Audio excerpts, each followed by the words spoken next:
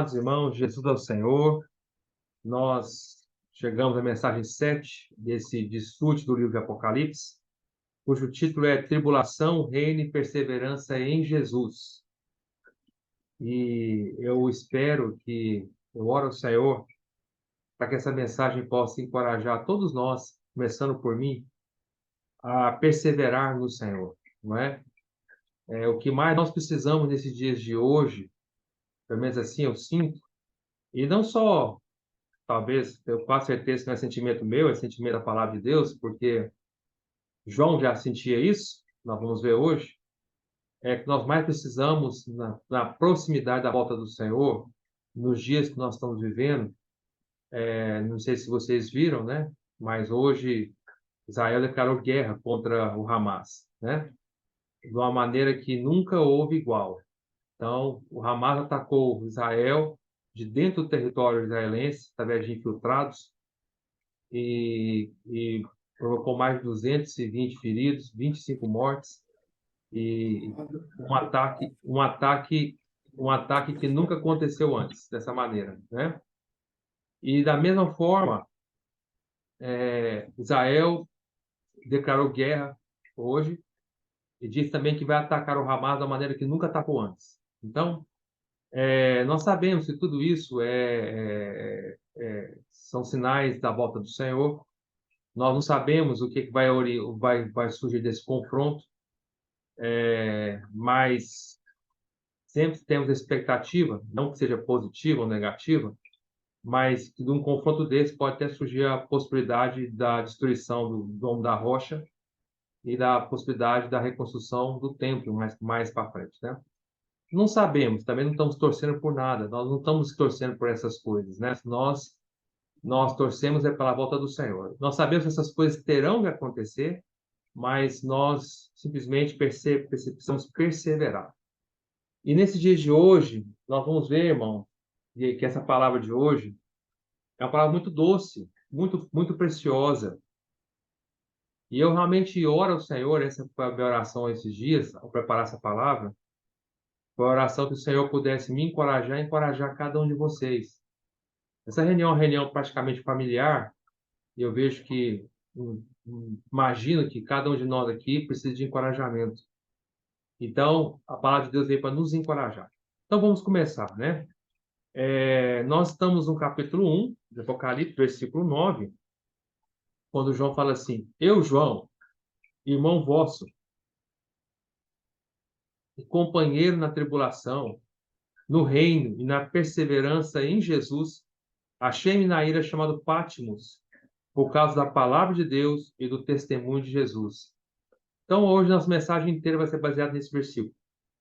E nós estamos a partir desse versículo, entre aspas, nós estamos saindo da introdução de Apocalipse e vamos entrar nas coisas vistas, tá? Que a gente chama de coisas vistas, tá? Que é aquilo que João começa a ver. Coisas do presente, na verdade, né? Que é a carta para 7 igrejas. Mas nós não vamos sair desse versículo 9 hoje.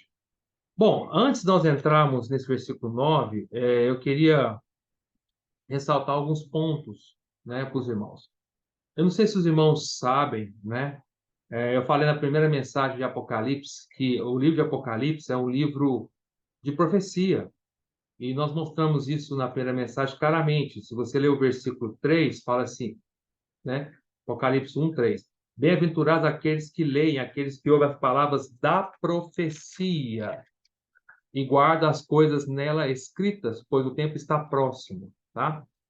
Quando nós começamos, nós explicamos que o livro de Apocalipse é um livro de profecia. Então, é basicamente um livro de profecia.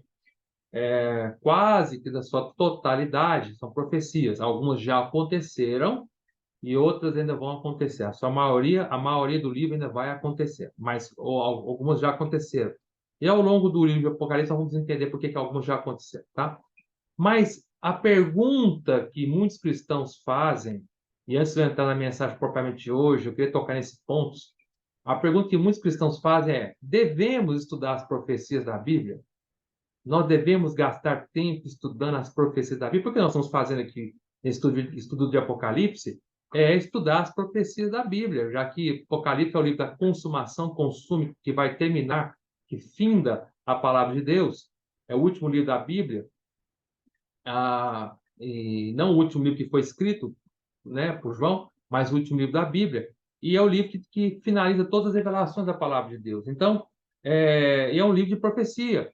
E aí vem essa pergunta: muitos cristãos têm esse conceito, no meu modo de ver, equivocado, que nós não devemos perder tempo estudando profecias. E muitos cristãos até mesmo não entram nesses livros de profecia porque acham que não deveriam estudar profecia. Bom, a primeira explicação é que é um equívoco, porque eu falei um pouco sobre isso na primeira mensagem, sobre esse aspecto, porque, na verdade, a Bíblia, na sua quase totalidade, é profecia, tá?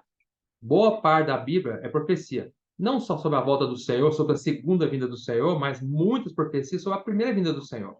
Sobre o reino milenar, sobre os judeus, né? E assim sucessivamente. Então, a maior parte da palavra de Deus é profecia. E da maior parte das profecias da Bíblia, a maior parte já se cumpriu.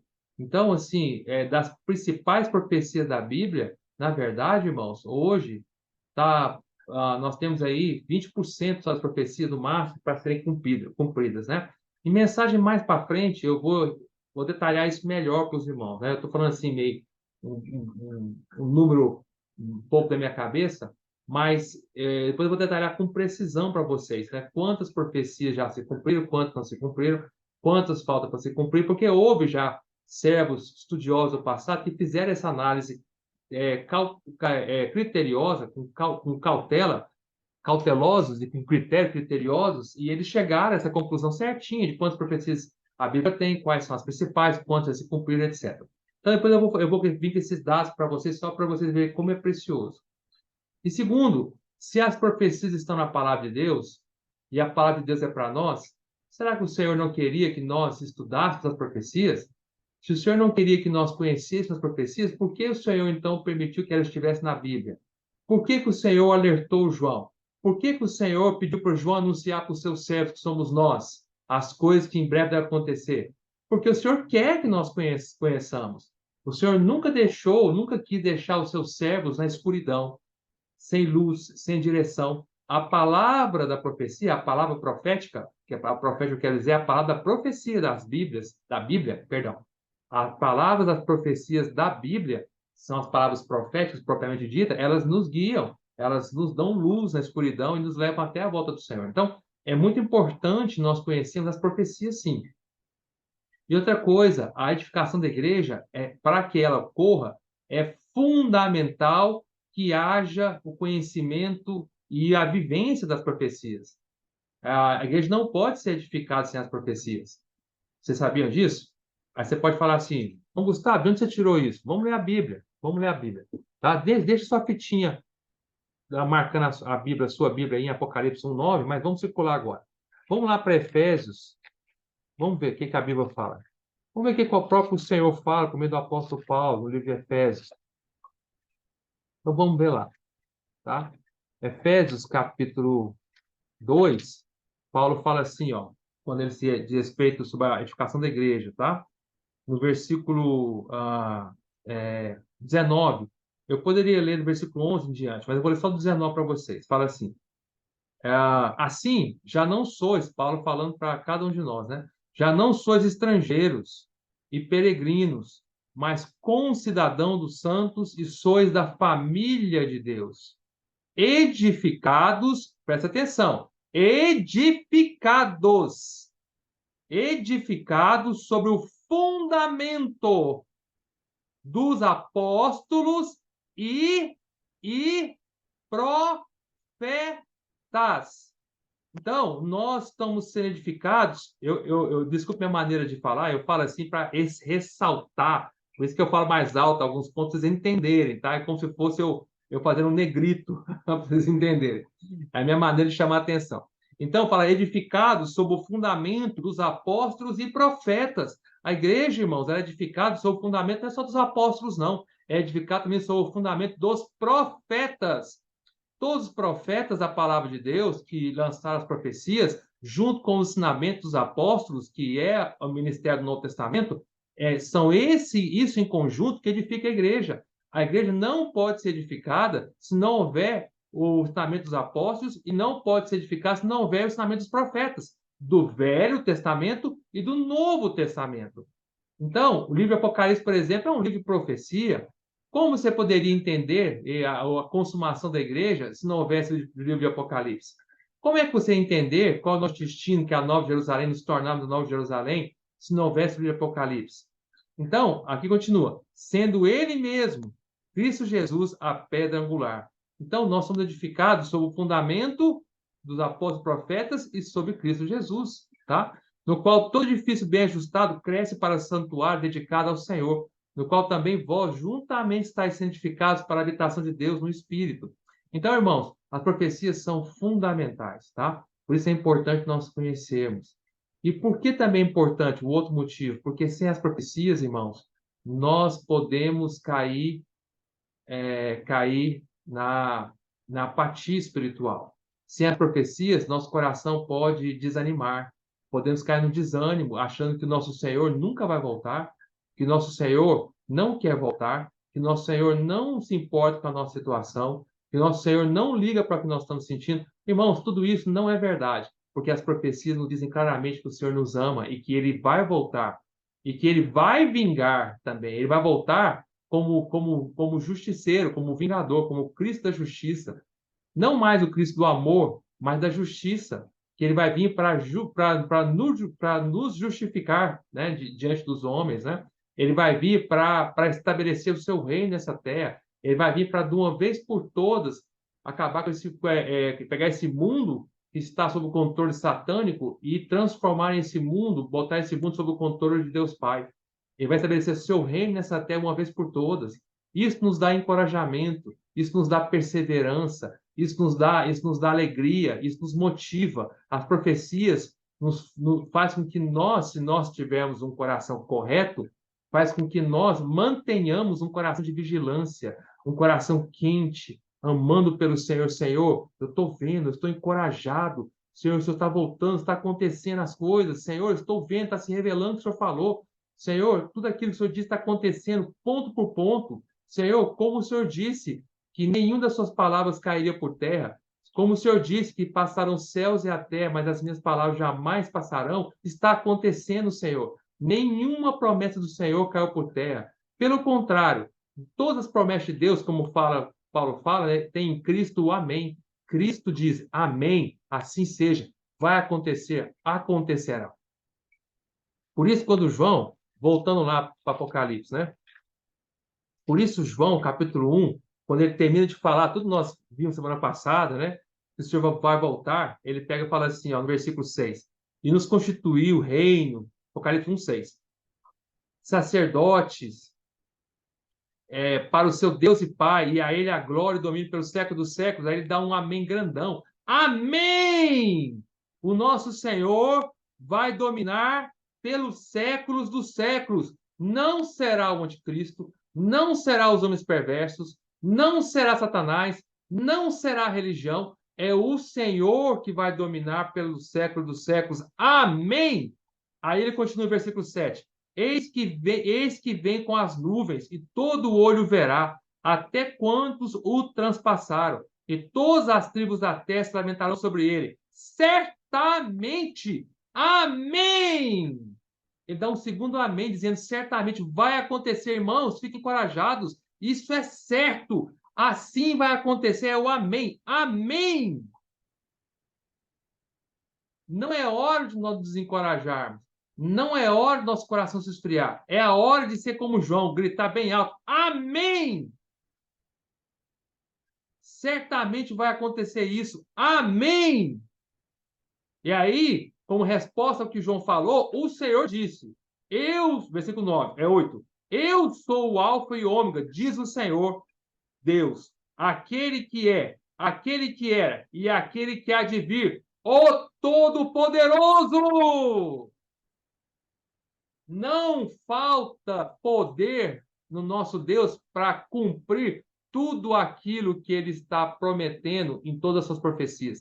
Não falta poder. Ele é o Todo-Poderoso. E essa expressão Todo-Poderoso aparece muito no livro de Apocalipse. Vocês vão ver. Aparece várias vezes. Por quê? Porque ele vai vir com poder. Vocês perceberam? Quando João, no versículo 6 e no versículo 7, dá dois améns maravilhosos, o Senhor responde automaticamente, instantaneamente, imediatamente no versículo seguinte, no 8. Eu sou o Alfa e o Ômega. Eu sou a primeira letra do alfabeto grego. Eu vou cumprir até a última letra do alfabeto grego, que é o Ômega. Aquilo que eu comecei, eu vou terminar.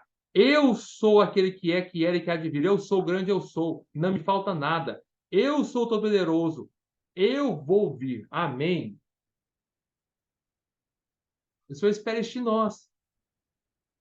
Só espero que cada um de nós seja como João, responda: Amém, Senhor. Vem, Senhor. Vem, Senhor. Se nós dissermos isso, o Senhor vai responder imediatamente, tenho certeza, vai responder do nosso coração, sim. Eu sou o Alfa e o Ômega. Eu sou aquele que é, que há e que há de vir. Eu sou o Todo-Poderoso. Eu vou vir. Agora, se nós não respondemos nada, o Senhor também fica em silêncio. Diante de tanta palavra, né, que o João falou até o versículo 7, não é? O Senhor tinha que dar uma resposta para João. E o Senhor respondeu imediatamente no versículo 8: Eu sou. Eu sou. João, lembre-se, eu sou.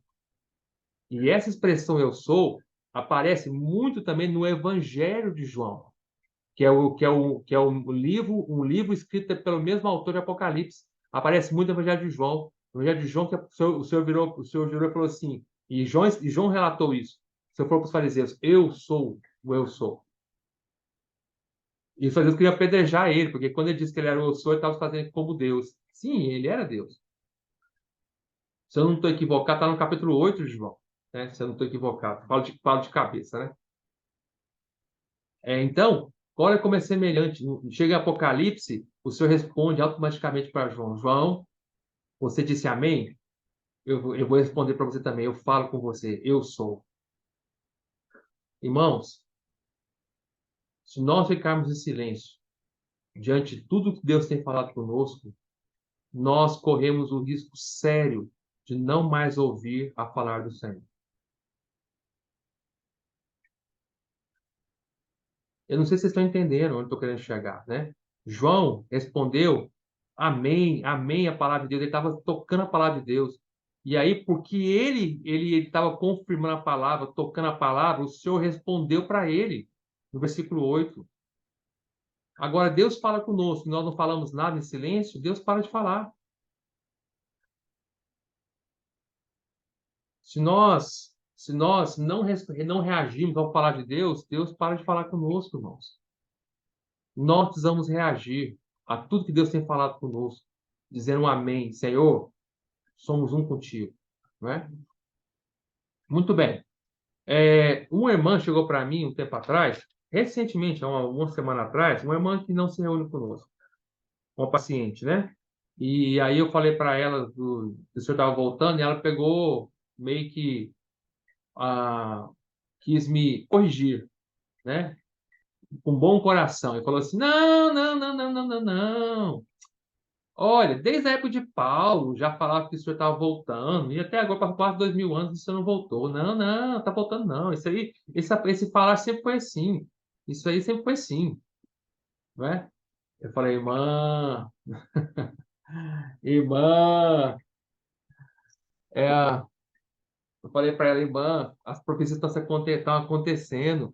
E outra coisa, irmã, se você ama o Senhor, você vai amar a volta dele. Você nunca vai dizer isso. Eu prefiro viver a minha vida vivendo na expectativa da volta do Senhor do que viver uma vida como se ele não fosse voltar ainda. Uma vida uma vida vivida nessa terra como um cristão que não espera a volta do seu Senhor, irmão, é aquilo que Paulo falou numa das suas cartas, que eu não me recordo de cabeça, né? Somos os homens mais miseráveis de toda a terra. Porque perdemos a esperança. Se a nossa esperança, Paulo fala, se limita a essa terra, somos os homens mais miseráveis de todos.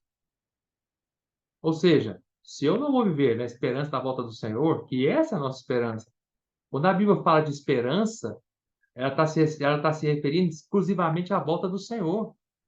Toda vez que você ver na Bíblia, ler na Bíblia a palavra esperança, está se referindo à volta do Senhor, aquele que nós esperamos. Esperança vem de esperar. E quem que nós estamos esperando? Esperando o quê? Quem que nós estamos esperando? Ó, óbvio, estamos esperando o nosso Senhor que nós amamos, nosso noivo. Esperança é igual à volta do Senhor. Se nós não vivemos uma vida esperando a volta do Senhor, vigilância, então vivemos em vão, nós perdemos a esperança, somos miseráveis, não é? Mas voltando, aí eu quero dizer para vocês aqui, vamos ler o versículo 1 de Apocalipse 1 de novo. Eu vou entrar na mensagem de hoje, tá? Mas tudo isso que eu estou falando tem a ver com a mensagem de hoje, tá bom? Mas vamos lá. Revelação de Jesus Cristo, versículo, estou lendo Apocalipse 1, capítulo 1, versículo 1. Revelação de Jesus Cristo que Deus lhe deu para mostrar aos seus servos, para mostrar. Entende, irmãos, como Deus quer mostrar aos seus servos? Deus não quer ocultar dos seus servos. Ele quer mostrar as profecias para nós. As coisas que em breve devem acontecer. E que ele, enviando por intermédio do seu anjo, notificou o seu servo João.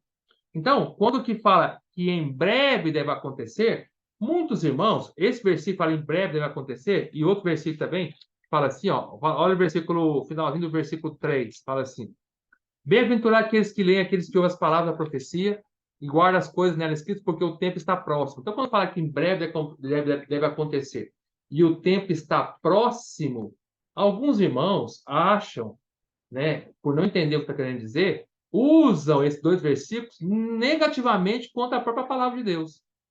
Como assim? Falando, tá vendo, irmão Gustavo? Quando João escreveu isso, já tem quase 2000 anos. João escreveu isso. 2000 anos atrás, João falou que em breve ia acontecer.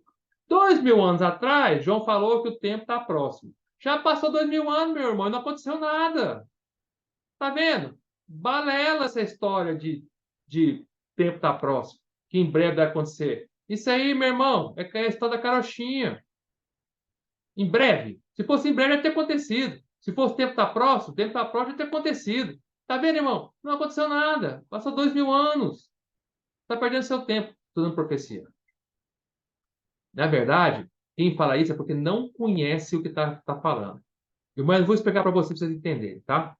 Quando, no original grego, quando João escreveu no grego a palavra em breve, quando ele escreveu no grego o tempo está próximo, o sentido da palavra, essas duas palavras no grego, é o sentido não que vai acontecer imediatamente, como parece no português, mas o sentido no grego é que quando começar a acontecer os eventos, esses eventos vão acontecer numa sequência rápida demais.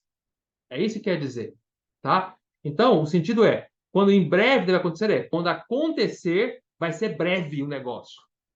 Quando começar as profecias, os selos começarem a ser abertos, os últimos selos estão faltando, os 7 selos, os 3 selos, perdão, os 7 selos que o livro da Economia de Deus está selado, nós vamos falar isso mais para frente. 4 já foram abertos. Primeiro selo, segundo selo, terceiro selo, quarto selo já foram abertos. Foram abertos quando o Senhor ressuscitou, inclusive, na ressurreição do Senhor ali, tá? No surgimento da igreja. E os últimos 3 selos, o quinto, o sexto e o sétimo, ainda não foram abertos. Mas o sentido é, quando esses 3 últimos selos forem abertos, vocês vão ver, as coisas vão acontecer em breve, rápido demais. Tá? É esse o sentido da palavra breve aqui. Então, não é que, falou 2000 anos atrás que em breve não vai acontecer nada. Não, não, não. O sentido é, quando acontecer dos eventos principais abrirem, vai ser uma sequência breve e rápida. Tá? Não vai ter tempo para muita coisa mais, não. Quando fala que o tempo está próximo, é o mesmo sentido. Próximo é o seguinte: quando começar a acontecer, será rápido, será muito rápido as coisas. Tá bom? Então, isso só para clarificar para os irmãos o que quer dizer aqui, tá bom? Agora, vamos voltar para o versículo 9, né? Eu, João, irmão vosso, e companheiro na tribulação, no reino e na perseverança de Jesus, achei-me na ilha chamada Patmos por causa da palavra de Deus e testemunho de Jesus. Irmãos, é magnífico a maneira como a Bíblia foi escrita, como o Apocalipse foi escrito, só pode ser realmente algo do Senhor, não é? Se você, por que que o versículo 9, João começa falando de tribulação, de reino, perseverança, né? No versículo 9. Logo depois do versículo 7, que o próprio João anunciou que o Senhor está vindo com as nuvens e que todo o olho verá, não é? Ou seja, que exige de nós uma vigilância. Porque, irmãos, todo cristão genuíno que ama o Senhor, todo cristão genuíno que aguarda a volta do Senhor de forma real, de forma verdadeira, vigilante, todo cristão que grita assim, eis que vem com as nuvens, todo olho verá, que vive isso no seu coração, tem um grito no seu coração, ele tem que estar preparado para sofrer pelo Senhor. Por isso que o versículo 9, João fala de sofrimento. E por isso que João, antes de começar a falar de Apocalipse propriamente dito, contar as coisas que vão acontecer para nós, ele começa a falar da situação dele de sofrimento. Todo cristão vigilante vai sofrer pelo Senhor. Não pensem que nós, se realmente formos vigilantes, não vamos sofrer pelo Senhor. Não pensem. Nós vamos sofrer sim. Só aqueles que amam o Senhor, que aguardam a sua vida, que sofrem pelo Senhor. Considere o que eu estou falando, né? A própria sequência da Bíblia nos mostra os versículos 9 e depois do 7. Mas considere, se você não espera, ou eu não esperar a volta do Senhor, você vai sofrer por alguma coisa pelo Senhor? Você vai ligar para as coisas do Senhor? Você vai sofrer para que a igreja seja edificada? Para que o Senhor volte mais rápido? Você vai sofrer pela pregação do Evangelho do Reino, que é um dos sinais que é da volta do Senhor? Você vai sofrer por isso? Você vai sofrer pelos irmãos? Não! Você vai sofrer pela palavra de Deus e o testemunho de Jesus? Não, você não está nem aí mesmo. Se você vai voltar, você não vai voltar agora, voltar daqui 10 mil anos. Não faz diferença nenhuma. Por que eu vou sofrer? Vou continuar minha vida nessa terra aqui, curtindo todas as coisas dessa terra. Irmãos, se nós realmente amamos o Senhor, somos aqueles que dizem, eis que vem com as nuvens, logo em seguida nós também teremos que ser aqueles que dizem assim, eu, Gustavo, irmão vosso, e companheiro na tribulação, no reino e na perseverança. Vigilância exige sofrimento. Você acha que alguém que passa a noite inteira vigiando, porque o ladrão não entra na sua casa, não sofre, não? Você acha que um vigilante que fica acordado a noite inteira, passa todo mundo dormindo e ele acordado, entendeu? A noite em claro, atenta a qualquer barulhinho para ver se o ladrão não vai chegar, ele não está sofrendo? Isso exige sofrimento. Quando o Senhor usa nos evangelhos, irmãos, quando o Senhor usa a palavra vigilante nos evangelhos, o Senhor sempre liga essa palavra com oração. O Senhor fala assim: orai e vigiai para que não entreis em tentação. Não é isso? O Senhor fala assim, o senhor falou, quando o senhor está no jet ski, o senhor falou para Pedro, né? Pedro, Tiago, João. Vocês não puderam nem por uma hora, nem por uma hora orar e vigiar comigo? Orar e vigiar. Sempre quando há vigilância, existe oração junto. E quando há oração, é sinal de sofrimento, porque a oração exige um preço a se pagar. É um momento de comunhão com o Senhor, mas também é um momento de vigilância. Então, e eu acho maravilhoso como o João fala. Olha como é tremendo. O João não fala aqui, ó. João aqui no caráter dele.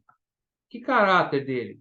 Caráter do apóstolo que mais viveu, né? Ter mais longevidade, né? De todos os apóstolos.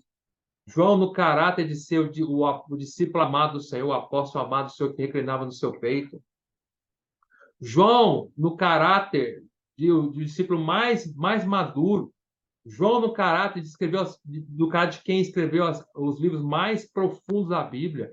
Você sabe que o Evangelho de João, as epístolas de João e Apocalipse são profundos demais, irmãos. São tão profundos que nem Paulo conseguia entrar nessa profundidade. Vocês sabiam disso? As cartas de Paulo são profundas? São, mas as de João ainda são mais, numa linguagem simples, por sinal. Mas por que João, em tudo isso que João não escreve o seu livro de Apocalipse dessa maneira? Eu, apóstolo João, discípulo amado do Senhor, o discípulo mais maduro, que mais passou por experiências com o Senhor, sou o irmão vosso e companheiro. Não. João não coloca nada disso. Paulo, quase em todas as suas epístolas, quase em todas, ele coloca assim, Paulo, apóstolo. Aqui não. Aqui João fala, eu, João, irmãozinho vosso. Eu sou só um irmãozinho de vocês. João se coloca no mesmo nível que nós, cada um de nós. Que tremendo é isso. Quanto mais eu desfruto da Bíblia e estudo, quanto mais eu vejo que mais maduro o servo de Deus se torna, quanto mais eles estão atingindo um nível de maturidade espiritual muito elevado, mais humilde eles se tornam, mais eles descem o patamar, mais baixo eles vão. Paulo para Filemão, né? Filemão é uma carta profunda demais. Paulo para Filemão, né? Ele não fala assim, eu, apóstolo, para Filemão, não, ele fala assim, eu, Paulo velho. Eu, Paulo, o prisioneiro velho. Ele não fala apóstolo para Filemão. E aqui João também não fala apóstolo para cada um de nós, ele fala irmão. João escreve Apocalipse, irmãos, no mesmo nível que cada um de nós estamos.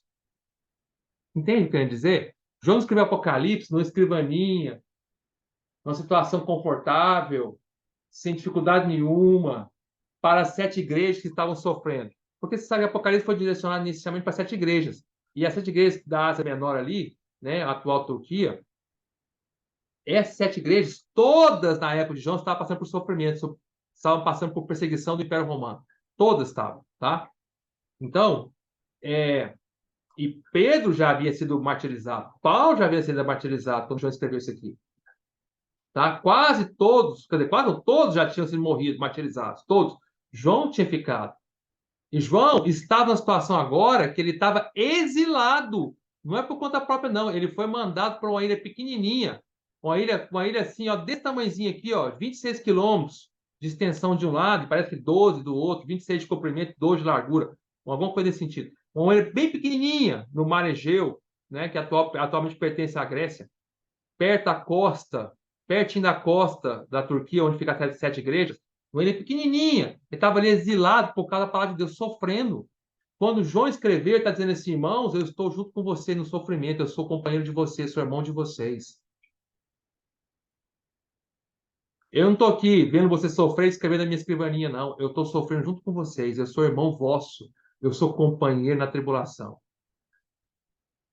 Você conhece um verdadeiro irmão é na tribulação. Você conhece um verdadeiro irmão é no reino. Você conhece o verdadeiro irmão é na perseverança. Você conhece realmente quem são os irmãos que te amam é na tribulação, no reino e na perseverança.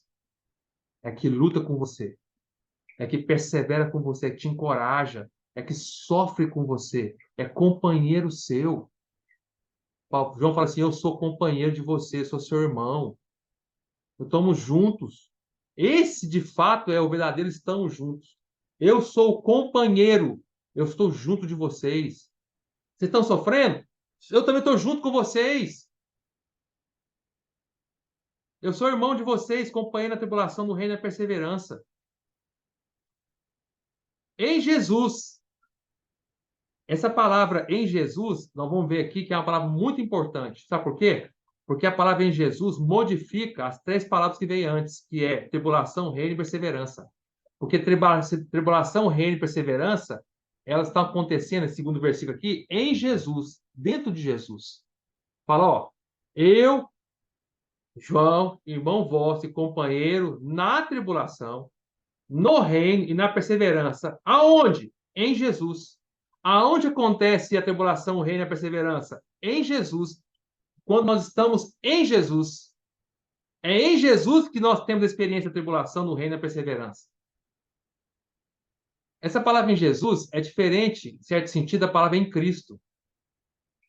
Quando você lê as epístolas de Paulo, principalmente a epístola de Efésios, por exemplo, cada capítulo tem a palavra em Cristo. Ou nele. E é muito recorrente nas epístolas de Paulo a palavra em Cristo. Mas a palavra em Cristo quer dizer algo glorioso, algo maravilhoso. Quando alguém está em Cristo, quer dizer que essa pessoa ela está cheia da graça, desfrutando da graça que é em Cristo, desfrutando da paz que é em Cristo, desfrutando do amor que há em Cristo, em Cristo Jesus. Em Cristo nós temos todas as coisas, não é? Paulo fala que por causa de Cristo, ele perdeu todas as coisas, controlou todas as coisas como refúgio. Em Filipenses, né? Eu acho que é em Filipenses, se eu não estou equivocado. Mas, por amor, mas no mesmo Cristo que ele decidiu perder todas as coisas, ele encontrou tudo em Cristo. Então, a palavra em Cristo é um sinal muito positivo. Em Cristo quer dizer que tem as coisas desfrutáveis. Em Cristo nós temos o amor, temos todas as coisas. Mas a palavra em Jesus é diferente. A palavra em Jesus quer dizer que você está agora experimentando os sofrimentos do Senhor Jesus. Jesus que veio como homem. Você sabe que quando o Senhor recebeu esse nome, quando foi para nascer o Senhor, lá em Mateus, né, o anjo anunciou qual era o nome que o filho de Maria teria, né? Diz que o seu nome será Jesus, porque ele salvará o seu povo dos seus pecados, né? Jesus quer dizer a salvação de Jeová ou Jeová, o Salvador. Mas por Senhor ser a nossa salvação, por Senhor ser o nosso Salvador, para que ele fosse aquele que salvaria o seu povo dos seus pecados, o que teve a acontecer com o Senhor? Um viver de cruz desde o dia que ele nasceu até a sua crucificação. Desde o dia que Deus se encarnou em um homem, Jesus, que é o nome que ele recebeu, é o nome de sofrimento. Ele teve que sofrer cada minuto, cada segundo. Ele não tinha onde inclinar sua cabeça, ele não tinha uma casa própria, né, onde reclinar a cabeça. O Senhor não tinha nada. O Senhor não tinha não tinha nenhum cenáculo, que é o quarto que ele usou para fazer a última ceia, não era dele, pegou emprestado. Nem o jumentinho que ele usou para entrar em Jerusalém de forma triunfal, né? Antes de ser crucificado, ele não era dele, ele pegou emprestado. O Senhor não tinha nada na vida de sofrimento. É em Jesus. Segundo, Isaías 53 fala que o Senhor Jesus, Isaías 53, fala que ele, o Senhor, é um homem de dores, que sabe o que é padecer. Isaías 53, vamos ler lá, versículo 3. Isaías 53, 3, fala assim: Era desprezado e o mais rejeitado entre os homens, homem de dores e que sabe o que é padecer. E como um de quem os homens escondem o rosto, era desprezado e dele não fizemos caso. Isso é Jesus. Então, quando se usa a expressão em Jesus, é sinal de sofrimento. É que nós estamos agora experimentando os sofrimentos do Senhor para salvar o seu povo. É diferente da palavra em Cristo. Não sei se vocês estão me entendendo, né? O que eu querendo dizer. O Senhor, por exemplo, né, enquanto o Senhor esteve nessa terra, por exemplo, o Senhor sofreu perseguição todo momento. E quem mais perseguiu o Senhor foi o próprio povo de Deus, foi a religião judaica. Os romanos, se você vê, os romanos quase não deram atenção para o Senhor, deram muito pouca atenção para o Senhor. Não é? Herodes deu atenção, deu, mas muito pouco.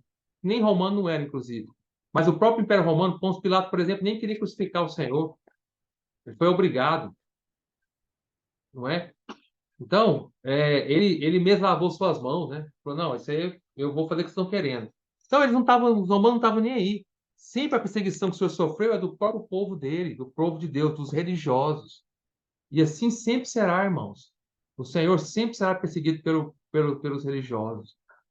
Interessante, somos perseguidos pelos próprios irmãos.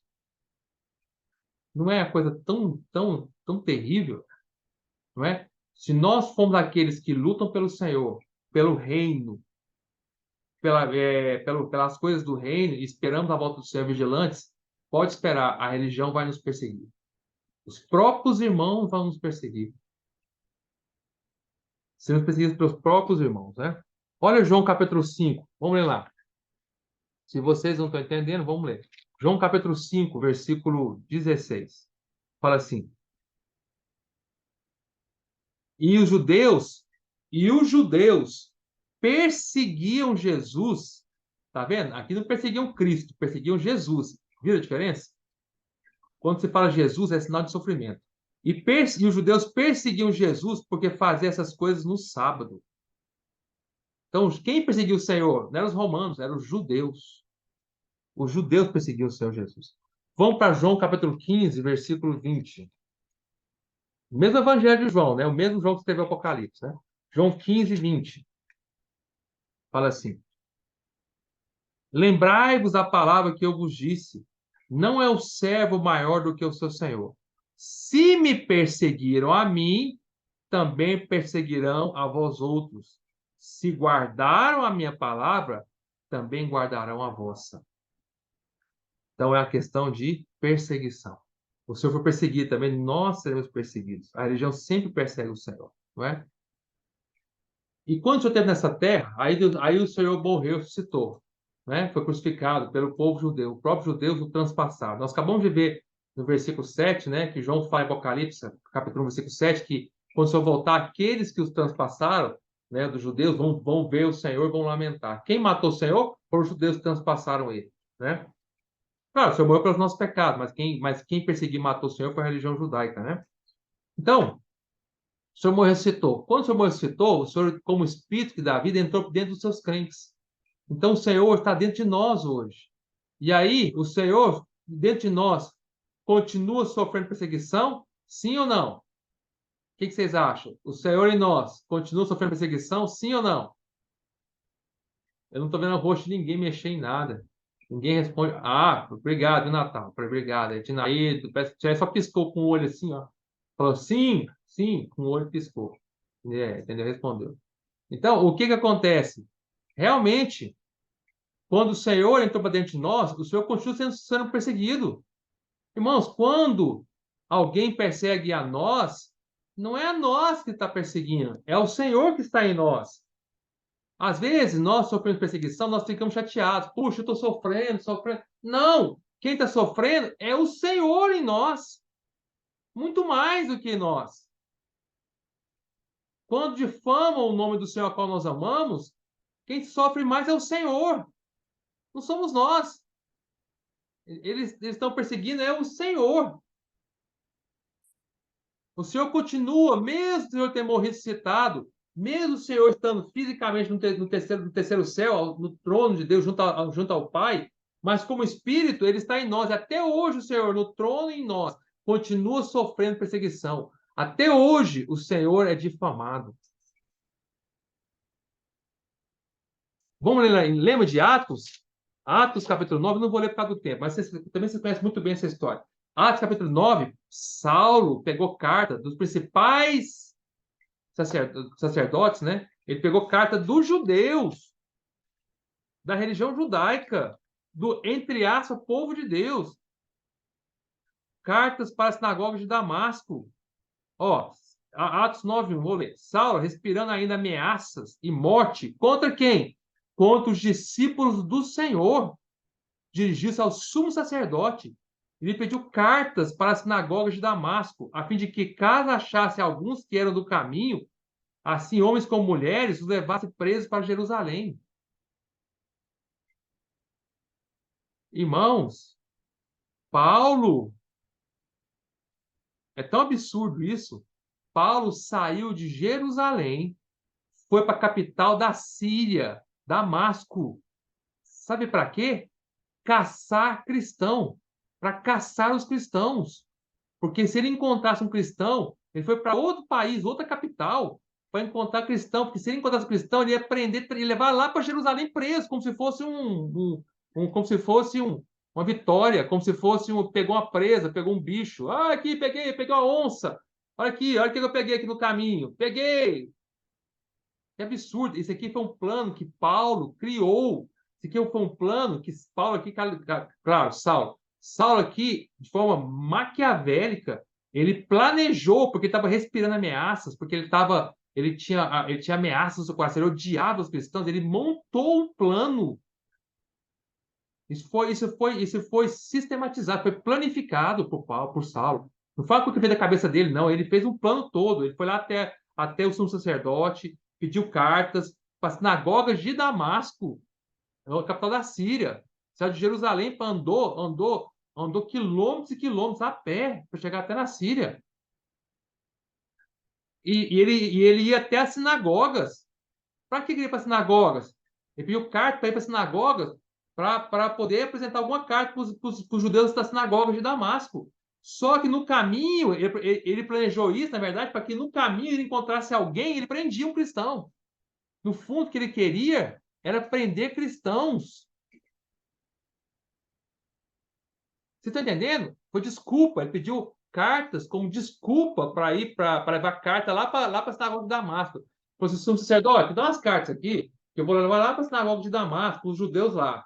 Mas, ó, também me autoriza aqui na carta, se eu encontrar alguém cristão, eu poder prender no meio do caminho e trazer preso aqui para Jerusalém. Isso é maligno, certo?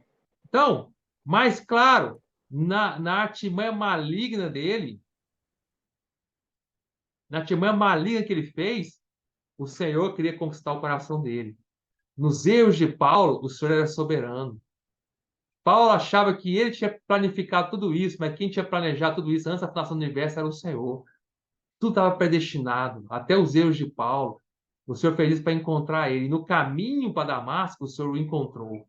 Puf, nesse caminho, ele falou assim: Saulo, Saulo, por que você me persegue? Ele falou assim: quem és tu, Senhor, para que eu te persiga? Eu sou Jesus, a quem tu persegues. Persegues. Aí Saulo ficou impressionado. Peraí, eu nunca te vi, Jesus, eu nunca te persegui. Vocês perceberam como é que o Senhor respondeu? Versículo 5. Ele me perguntou, 4. E caindo por terra, ouviu uma voz que lhe dizia: Saulo, Saulo, por que me persegues? Ele perguntou: quem és tu, Senhor?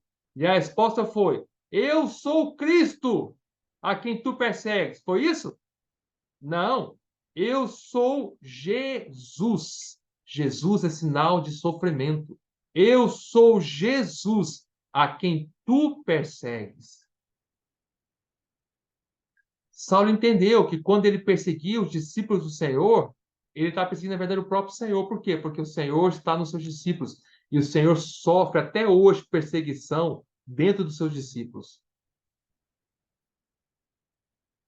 Quando falam mal do nosso Senhor, não é de nós que está falando mal, é do nosso Senhor. É Ele que está sofrendo, irmãos. Nós não sofremos nada, é fichinha. O Senhor que sofre. Não é? E também, claro, se nós amamos o Senhor, nós seguimos o Senhor, nós vamos sofrer pelo Senhor. Não é? Por exemplo, vamos ler lá em Apocalipse, capítulo 2, versículo 10. Vamos ler lá, Apocalipse 2, 10. Apocalipse 2, 10. Fala assim, quer ver? Não tema as coisas que tens de sofrer. Eis que o diabo está para lançar em prisão alguns dentre vós, para seres postos à prova, e tereis tribulação de 10 dias. Ser fiel até a morte, e dar-te a coroa da vida. Tá vendo? Nós, seguidores do Senhor, vamos sofrer perseguição. Vamos sofrer tribulação. Lembre-se que João falou no capítulo 1, versículo 9 de Apocalipse. Eu, João, irmão vosso e companheiro na tribulação.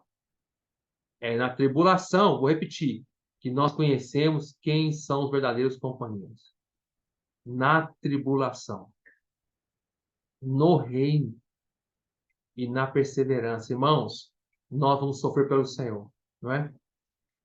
Vamos ler lá em Atos 14, 22. Atos 14, 22. Fala assim.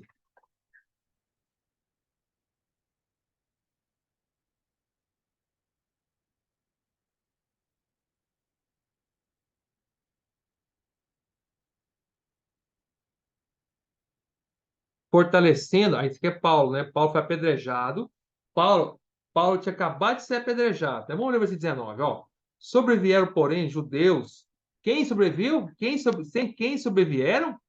Quem? Romanos? Quem sobrevieram? Judeus.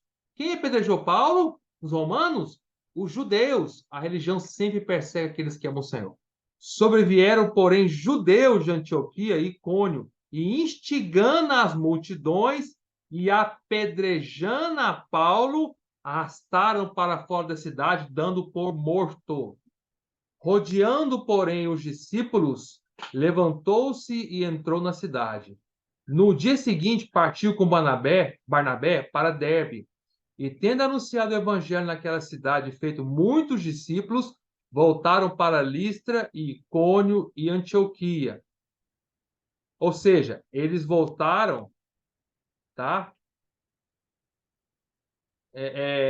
Paulo voltou para a mesma cidade onde ser apedrejado, né? De onde saiu os judeus que apedrejaram ele, né? E aí, o que ele fez quando ele voltou naquela cidade? Depois de ser apedrejado.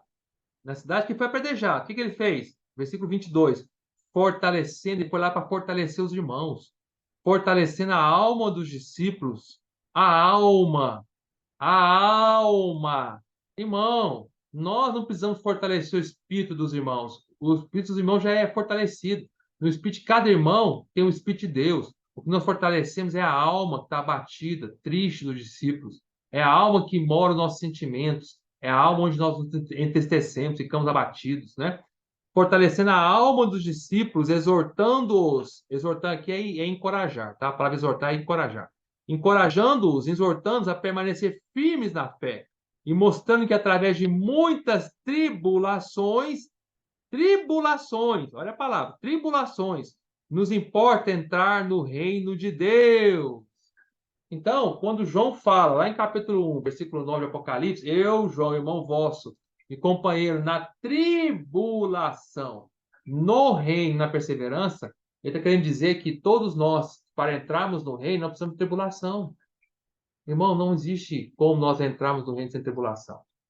Em certo sentido, quando fala reino, você sabe que existe. É importante nós entender o que é reino, né?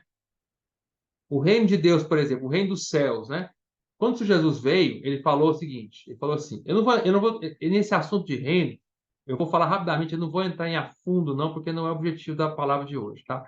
Mas quando o Senhor Jesus veio, ele falou assim: arrependei-vos, porque está próximo o reino dos céus. Você sabe que a palavra reino dos céus é diferente de reino de Deus, tá? Reino dos céus é uma coisa, reino de Deus é outra. Na verdade, o reino de Deus o que é o reino de Deus? É onde Deus reina, tá? Reino de Deus, que pertence a Deus. E quando o Senhor reina? Quando é que Deus reina? Quando que Deus começou a reinar? E quando Deus vai parar de reinar? Se pergunte aí. Você acha que você se perguntou, então eu vou responder, para ganhar tempo. Deus nunca teve início do seu reino e Deus nunca terá fim do seu reino. Ou seja, Deus sempre reinou. De eternidade a eternidade, Deus sempre vai reinar. Deus é soberano. O reino de Deus vai de eternidade a eternidade, porque Deus sempre reina, tá? Esse é o reino de Deus. Agora, reino dos céus é uma parte do reino de Deus, tá? Uma parte. Por quê? Porque quando o Senhor Jesus veio, ele falou assim: arrepender porque está próximo o reino dos céus. Não tinha chegado ainda. Então, o reino dos céus não pode ser o reino de Deus, porque está próximo, não chegou ainda, tá? Então, o que é o reino dos céus? É onde os céus reinam, tá? Reino dos céus é o lugar na terra onde os céus reinam. Quando fala reino dos céus, é que parte dos céus sobre a terra reina. Aonde nessa terra os céus estão reinando. Quando o Senhor Jesus falou isso, está próximo do reino dos céus, é porque o Senhor Jesus, o reino estava dentro do Senhor. O reino dos céus estava no Senhor. Considere, quando o Senhor Jesus veio, naquele momento que ele estava nessa terra, durante seu ministério de 33 anos e meio, quem, além do Senhor, os céus podia reinar através dele? Quem nessa terra, fora o Senhor, podia fazer cumprir a vontade dos céus totalmente, a não ser o Senhor? Só ele.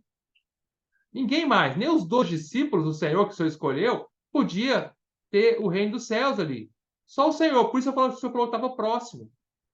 Que estava só no Senhor Jesus. Tá? Estava dentro dele. Porque ninguém mais podia reinar. O céu podia reinar dessa terra totalmente, a não ser no próprio Senhor. Por isso que lá em Lucas, olha lá em Lucas 17, lê lá. Lucas 17. Vamos ler lá.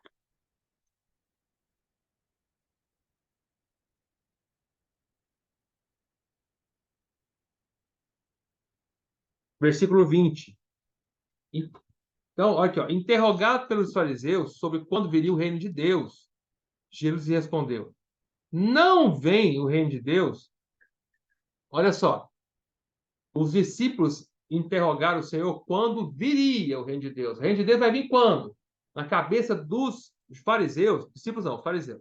Na cabeça dos fariseus, eles achavam que o reino de Deus ainda ia vir algo futuro.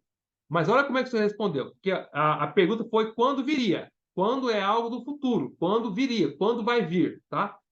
Mas a resposta do Senhor foi do presente, ó. Não vem, não é não virá. Você não falou assim, não virá o reino de Deus com visível aparência. Você não falou isso, não virá. Você falou assim, não vem o reino de Deus com visível aparência.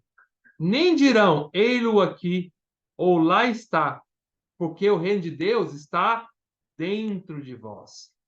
Na verdade, a palavra dentro, no original grego, não é dentro, tá? Foi mal traduzido por João Ferreira de Almeida. A palavra aqui não é dentro. A palavra certa aqui no grego é meio. Então, o certo seria assim, ó. Você diria assim: nem dirão, ei-lo aqui ou lá está, porque o reino de Deus está no meio de vós, tá? Quando ele falou no meio de vós, ele está se referindo ao quê? Que ele, o Senhor Jesus, é o reino de Deus, tá? Ele era o reino de Deus. O reino de Deus estava dentro do Senhor Jesus. E como o Senhor, que era o reino de Deus, estava no meio dos fariseus ali, né? Por isso que ele diz que o reino de Deus está no meio de vós.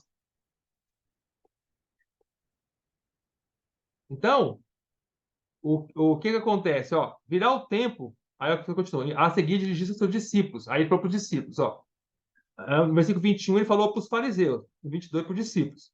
Virá o tempo em que desejareis ver um dos dias do Filho do Homem, não o vereis. E vos dirão, ei-lo aqui, ou lá está, não vades, nem o sigais. Olha só, ei-lo aqui, ou lá está. Ei-lo aqui, ou lá está, é o mesmo que se respondeu em relação ao reino, no versículo 21. Ó, ele respondeu assim, não vê o reino de Deus com invisível aparência, nem dirão, ei-lo aqui, ou lá está, porque o reino de Deus está no meio de vós. Aí no 22 ele fala assim, a seguir dirigir-se a seus discípulos. Virá o tempo em que desejais ver um dos dias do Filho do Homem. O Filho do Homem é o Senhor. E não vereis. E vos dirão, ei-lo aqui, ou lá está. Não vais, nem o sigais, né?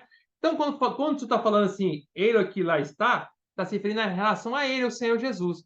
Mas ele usou essa expressão no versículo 21 para falar do reino. Em outras palavras, o reino de Deus é o próprio Senhor Jesus. Ele aqui ou lá está foi sobre o reino, no versículo 21. Versículo 22, ele aqui ou lá está é sobre o Senhor Jesus. Vocês estão entendendo? Estou querendo dizer que, quando o Senhor respondeu para os discípulos, você respondeu assim, o reino de Deus está no meio de vocês. Eu sou o reino de Deus. O reino de Deus está aí dentro de mim. Vocês estão entendendo, irmãos? Mas aí, o Senhor morreu e ressuscitou. Quando o Senhor morreu e ressuscitou, ele entrou para dentro de nós. Quando ele entrou para dentro de nós, aonde o reino passou a estar? Dentro de nós. O reino de Deus é o Senhor Jesus, tá? Então, hoje, o reino dos céus está na igreja, tá? A igreja, hoje, ela é a realidade do reino dos céus, tá? Porque hoje, nessa terra, somente a igreja pode ser o canal que Deus usa para que os céus reinem nessa terra. Então, por isso que João falou assim: olha, eu, João, irmão vosso e companheiro na tribulação, no reino. Ou seja, João está dizendo assim: eu sou companheiro de vocês, irmãos. Vocês, irmãos, vocês são a igreja, vocês estão sofrendo pelo Senhor. E eu sou companheiro de vocês nesse sofrimento e do reino. No reino na igreja, pelas coisas do Senhor. Sou companheiro de vocês. O reino hoje está na igreja, tá? Na verdade, a vida da igreja é o reino. Quer ver? Vamos ler lá. Por exemplo, Mateus 16, quando o Senhor falou para Pedro assim, né? Falou assim, Pedro respondeu, né? O Senhor perguntou para os discípulos, né? Quem diz o povo ser o filho do homem? Aí o Pedro respondeu, né? Eu tô abreviando o texto de Mateus 16, abreviando aqui para resumir, né? Aí o Pedro respondeu, tu és o Cristo, o Filho de Deus vivo. Aí o Senhor respondeu para Pedro, bem-aventurado és, Simão Barjonas, porque não foi nem carne nem sangue que tu revelar, mas meu Pai que está nos céus. E tu és Pedro, e sobre esta pedra, sobre esta rocha, edificarei a minha igreja, e as portas do Hades não prevalecerão contra ela. Dar-te-ei as chaves do reino dos céus. Dar-te-ei a chave do reino dos céus. Ou seja, a igreja é aquela que tem as chaves do reino dos céus. Por quê? Porque é a igreja que liga os céus para essa terra, que traz o reino dos céus para essa terra. A igreja está com a chave na mão.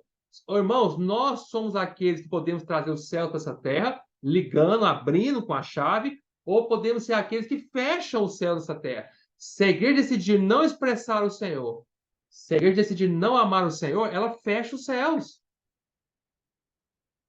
Se a igreja não mais buscar o Senhor, como o Senhor vai fazer sua vontade nessa terra? Fecha os céus.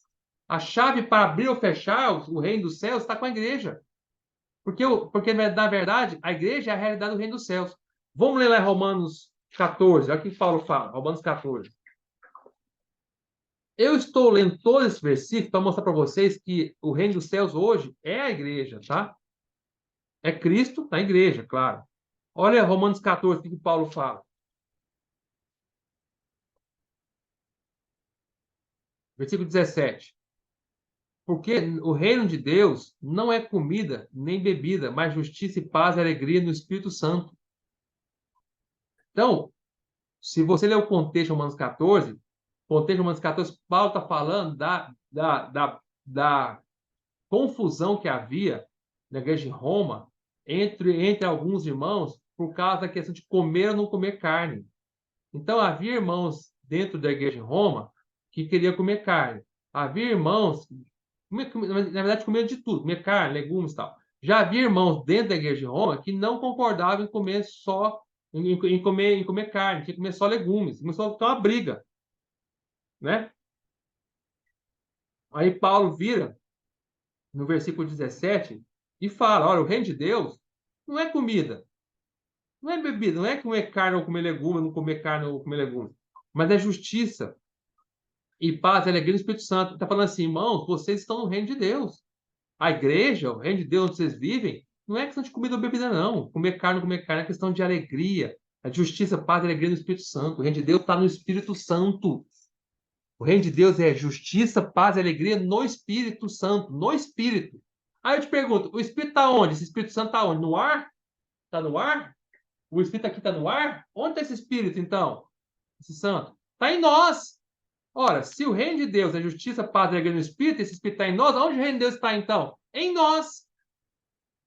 Está dentro de nós. No Espírito Santo. Ou seja, em Cristo. Cristo é o Espírito em nós, né? Então, onde eu quis chegar aqui? Hoje nós estamos no reino, irmão. Por isso que João falou. Você fala, irmão, Gustavo, você desviou de Apocalipse 1:9. Não desviei, não. Volta lá para você ver, Apocalipse 1:9. João fala, eu, João, irmão vosso e companheiro na tribulação no reino. No reino. E onde está esse reino? Ó, no reino e na perseverança em Jesus. O reino só existe na pessoa de Jesus, em Jesus. O reino está em Jesus. Mas Jesus está onde? Em nós. E quando nós estamos em Jesus, estamos no reino. Uma coisa, em certo sentido, né, irmãos? É o Senhor estar em nós. Outra coisa é nós estarmos no Senhor, não é? Pensa bem, você pensa, você analisar. O Senhor está dentro de todos aqueles que amam Ele. Mas dizer que o Senhor está em nós é uma coisa, dizer que eu estou no Senhor é outra. Dizer que eu estou no Senhor quer dizer que eu decidi voluntariamente pagar o preço de buscar o Senhor todo dia para estar no Senhor. Eu não quero sair da presença do Senhor.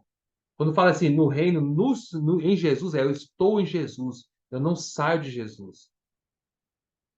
Se eu não fizer nada, se eu não amar o Senhor, se eu não pregar o Evangelho, se eu não ler a Bíblia, se eu esfriar na fé, o Senhor continua em mim ou não?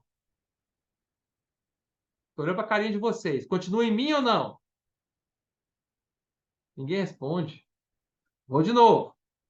Se eu não buscar a Deus, se eu não orar, se eu esfriar na fé, se eu desviar, o Senhor continua em mim ou não? Ninguém responde nada. Claro que continua. Claro que continua. O Senhor continua em mim, sim. Por quê? Porque o Senhor nunca sai de nós. Uma vez que você foi salvo, nós somos salvos para sempre. Dormindo. Quando está dormindo, você estava orando? Quando está dormindo? Não. O Senhor está em você, dormindo? Tá. O Senhor está em mim é uma coisa. Agora, falar eu estou no Senhor é outra, totalmente diferente. Entenderam? Quando fala eu estou no Senhor, quer dizer que eu estou voluntariamente, me dispus a buscar o Senhor. Irmão, eu quero permanecer em Cristo. Eu quero estar orando para permanecer em Cristo. Eu quero estar buscando permanecer em Cristo. eu quero estar desfrutando do Senhor, porque eu sou o Gustavo, irmão vosso e companheiro na tribulação do reino, na perseverança em Jesus.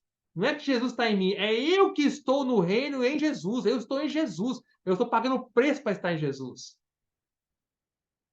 Se vocês não entenderam ainda, lê o final do versículo, é que eu estou parando. Lê o final do versículo. Aí João começou a falar assim: achei-me na ilha de Patmos por causa da palavra de Deus, testemunho de Jesus. João falando assim, irmão, eu estou nessa ilha aqui exilado porque eu amo o Senhor, por causa da palavra de Deus e porque eu testemunho de Jesus, por causa da igreja. Porque o testemunho de Jesus, lembra que a palavra testemunho de Jesus em Apocalipse simboliza a igreja? Eu estou aqui preso nessa ilha, eu fui exilado pelo Império Romano, que me jogou nessa ilha aqui, porque eu decidi estar em Jesus. Eu decidi estar no reino. Eu decidi estar na perseverança. Eu decidi estar na tribulação. Por isso, por causa da palavra do Senhor que eu amo, que eu decidi não abandoná-la, mas sofrer por ela, por causa da palavra do Senhor, da palavra de Deus, do testemunho de Jesus, que eu fui lançado, né, nessa ilha, exilado nessa ilha. Eu decidi. Se João ficasse quietinho, não buscasse o Senhor, não falasse nada, não pregasse para ninguém, você acha que ele ia ser exilado? Você acha que ele estaria preso ali? Não, o Império Romano não ia fazer nada com ele. Mas como ele decidiu estar em Jesus, se João falasse assim, Império Romano, eu quero dizer para vocês que Cristo está em mim. O Império Romano ia fazer assim para ele. Tudo bem, João, o problema é seu, o que tem a ver com isso? Mas quando João falou assim, Império Romano, eu decido estar em Jesus. Eu vou sofrer por ele. Eu vou pagar o preço pelo reino, pela perseverança e pela tribulação. Aí o Império Romano falou assim, então eu vou te perseguir. Se João não falasse nada, Cristo continuava nele. Mas João não queria que Cristo estivesse nele. João queria ele estar em Jesus. Exige um preço a se pagar. Eu espero que vocês estejam entendendo o que eu estou falando. Que o Senhor está em nós é uma coisa, nós estarmos no Senhor é outra. Nós estarmos no Senhor começa com nós buscando, pagando o preço. Não é? E todo cristão que decide estar no Senhor vai sofrer. Vamos ler lá? Vamos ler para a gente ver? Vamos ler, por exemplo, Hebreus 13, 13. Hebreus 13, 13. Olha o que o autor de Hebreus fala. Hebreus 13, 13.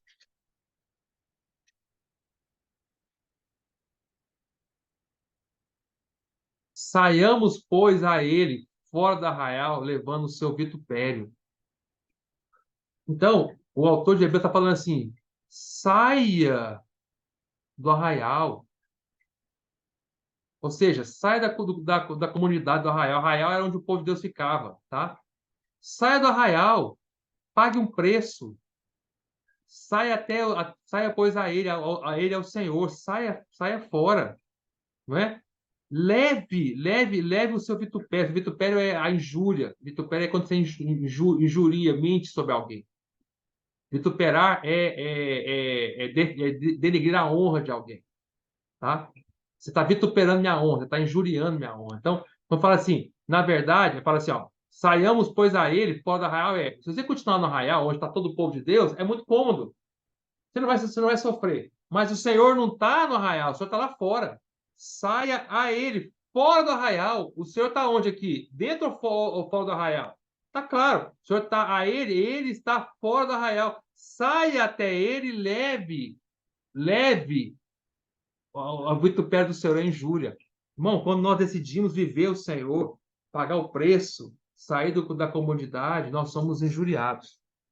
Somos vituperiados, né? É, vamos ler aqui, ó. Vamos ler Hebreus 12. Até hoje o senhor sofre, né? Outra coisa, antes da gente ler Hebreus 12, vamos voltar lá para. Estou terminando, tá, irmão? Vamos voltar lá para Apocalipse, capítulo 1, versículo 9. João fala assim, mais uma vez. Eu, João, irmão vosso, e companheiro na tribulação. Companheiro na tribulação quer dizer que ele estava sofrendo, ele estava, né? No reino e na perseverança em Jesus. Irmão, o Senhor Jesus é aquele que persevera. O Senhor sempre perseverou. A perseverança do Senhor não tem fim. ele sempre persevera, o Senhor nunca desiste. A perseverança, na verdade, ela está em Jesus. Ninguém consegue ser perseverante fora de Jesus. Nós só podemos perseverar se nós nos mantivermos em Cristo, em Jesus, sofrendo por Ele. Considere o viver do Senhor, desde que o Senhor encarnou-se até hoje. O Senhor encarnou, tem um viver de perseguição. E o Senhor, quando foi perseguido, durante o seu viver humano de 33 anos e meio, o Senhor perseverou. O Senhor desistiu alguma vez? Não. Lá em, se eu não me engano, em Lucas 9, se eu não estou equivocado, fala que quando o Senhor entrou na terra dos samaritanos, os samaritanos não queriam receber o Senhor, porque o Senhor estampava no seu rosto a firme decisão de ir para Jerusalém para morrer. Ninguém podia tirar o Senhor da sua perseverança. O Senhor, ele estampava no rosto que ele era perseverante, ele ia até o final. Mesmo no momento da véspera da crucificação, do Getsemane, quando o Senhor foi pressionado, a palavra Getsemane quer dizer prensa de azeite. Getsemane quer dizer, a palavra Getsemane quer dizer prensa de azeite, porque ali, no jardim de Getsemane, onde o Senhor foi, onde o Senhor orou, havia várias oliveiras e ali tinha fabricação de azeite. Eles pegavam as olivas, ali pressavam, esmagava a oliva para sair o óleo, o azeite. Por isso aquele lugar chamava-se prensa de azeite, Getsemane. E lá, na véspera do Senhor ser crucificado, o Senhor foi para o Getsemane ser prensado. O Senhor chegou no Getsemane, o Senhor era uma azeitona que foi prensado pelo Pai até sair azeite. E ali o Senhor pediu 3 vezes para o Senhor afastar o cálice o Senhor Jesus pediu para o Pai afastar o cálice, aquele cálice dele, né, de sofrimento. Mas o Senhor nunca desistiu. Mesmo tendo pedido, o Senhor foi perseverante até o final. O Senhor nunca desistiu. E aí o Senhor morreu, citou, entrou para dentro de nós. E o Senhor continua sendo perseguido nos seus seguidores. Até hoje as pessoas perseguem o Senhor. Até hoje falam mal do Senhor e o Senhor continua perseverante. E até hoje o Senhor nunca revidou. Você nunca viu o Senhor se revidando. O Senhor, quando estava no seu viver terreno, ele não revidou. Foi como um cordeiro mudo ao matador.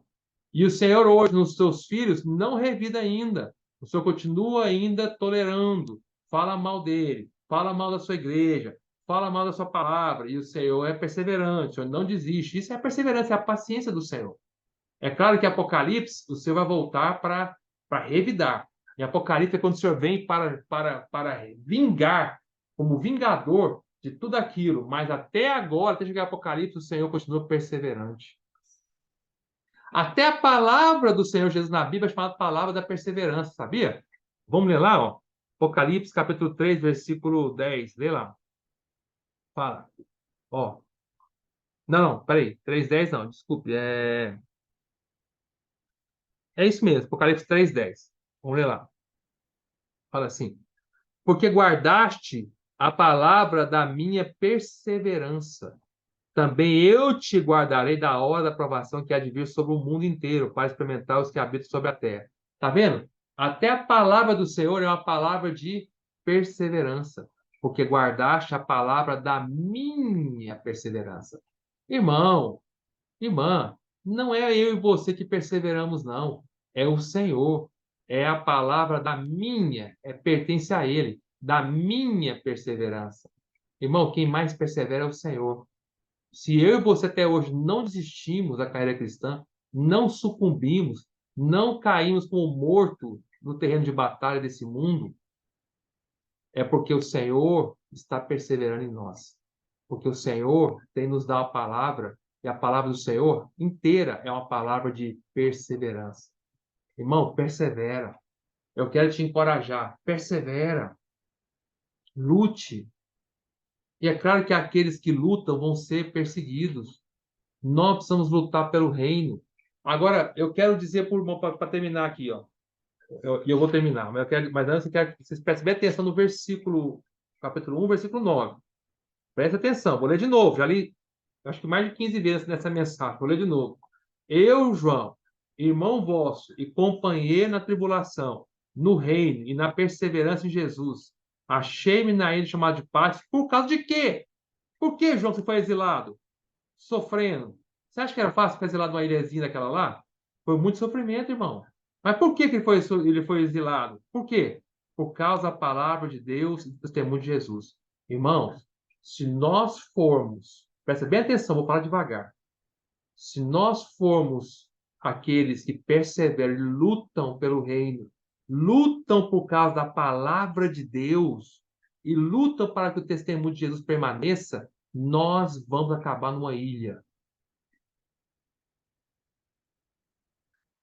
Às vezes você não se sente que você está sendo perseguido, jogado numa ilha, sendo exilado, sendo perseguido, sendo colocado como aquele que é colocado de lado. Pega aquele irmão lá e exila ele.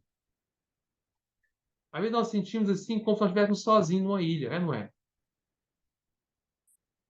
Sentimos assim como se, por causa da palavra de Deus, porque nós decidimos lutar pela palavra de Deus, porque nós decidimos lutar pelo testemunho do Senhor, para que o Senhor testemunhe pela igreja, muitas vezes nós somos exilados, sentimos como se fosse jogado numa ilha, sozinhos, sofrendo sozinhos, ficando calados. Mas, irmão, se nós amamos o Senhor, isso vai acontecer conosco. Lá em João 16, você falou assim: no mundo passais por aflições, mas tende bom ânimo, eu venci o mundo. Eu venci. Gálatas 2:5, Paulo fala o quê? Vamos ler lá? Gálatas 2:5.